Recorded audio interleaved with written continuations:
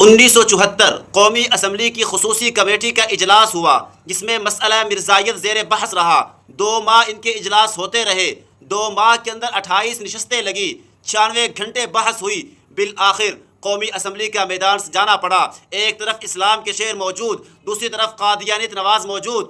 11 دن 42 گھنٹے مرزا ناصر الدین پر جرا ہوئی، ادھر سے مرزا صدر الدین پر 7 گھنٹے جرا ہوئی۔ اس جرا کے بعد آخر قومی اسمبلی کو یہ فیصلہ دینا پڑا۔